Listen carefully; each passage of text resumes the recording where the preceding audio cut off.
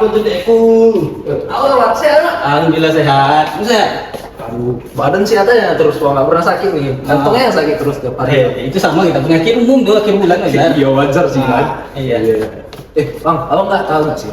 Apa Aduh tuh? kan tadi kan buat hitam nih. Ya. Apa tuh? Ternampak aku lah tentang konstitusi. Apa itu konstitusi sih bang? Aku nggak paham nih ha. Jadi konstitusi ini adalah hukum tertinggi negara yang mengatur kehidupan berbangsa dan bernegara yang sudah tercantum dalam Undang-Undang Dasar Negara Republik Indonesia tahun 1945. Nah, padahal tadi kan bang, aku nonton berita nih, temen-temenan kan. Ya. Nah, aku ternampak nih tentang korupsi. Nah, korupsi ini termasuk nggak sih pelanggaran konstitusi ha? Oh jelas lah, karena itu merupakan pelanggaran hukum. Tin. Iya. Padahal mereka tuh udah tahu tuh pelanggaran ya kan. Kenapa sih orang tuh masih tetap melakukan korupsinya? Jadi mengapa banyak melakukan korupsi, Tin? Jadi sebenarnya orang-orang ini udah tahu mereka tuh banyak yang melakukan korupsi. Tetapi mereka itu hanya memilih diam, tidak berani bertindak sesuai hukum. Padahal negara kita ini negara hukum loh. Kok mereka memilih diam sih bang? Iya, jadi gini, Tin. Konstitusi itu dia bukan hanya sekedar tahu tentang hukum, tetapi berani atau tidak kita bertindak sesuai hukum tersebut, Tin. Oh iya. Udah paham. Kamu?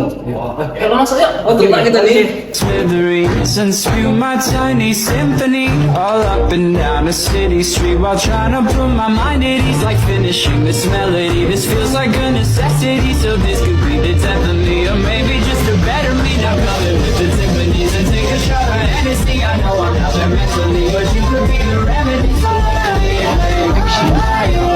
Ayo kita kembali ke kelas yuk. Ya boleh lah, regen dulu kan. Oke.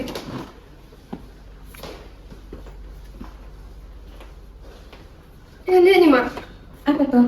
korupsi.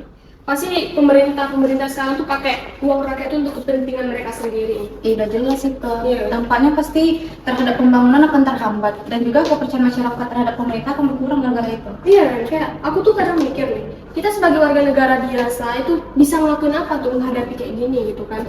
Sebenarnya bisa dari hal kecil ya, seperti jujur tidak ikut-ikutan. Dan juga misalnya nih, kita sebagai warga negara melaporkan adanya penyimpangan ini. Tapi kan tuh gak mudah.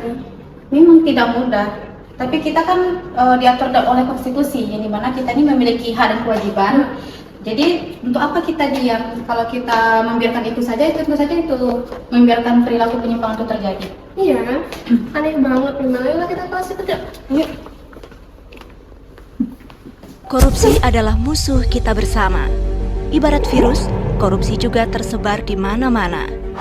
Wabah di seluruh penjuru menggerogoti negeri. Korupsi terjadi karena cinta materi. Tindakan korupsi seringkali melibatkan hubungan keluarga, anak, dan istri karena kebiasaan keluarga yang tidak peduli dari mana asal penghasilan sehari-hari. Karena itu, keluarga punya pengaruh besar untuk mencegah korupsi dari akar. Di balik keluarga yang terhormat, ada anggota keluarga yang hebat, yang selalu mengingatkan sumber pendapatan dan menjaga makna kebahagiaan dengan kesederhanaan. Jangan sampai terlambat hingga semuanya menjadi kiamat. Ditangkap penegak hukum, penghuni rumah tahanan bertahun-tahun tidak pulang. Melihat keluarga dari kejauhan, rasa sesal yang berkepanjangan.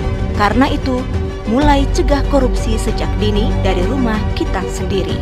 Kita bisa mencegah korupsi dari keluarga kita sendiri.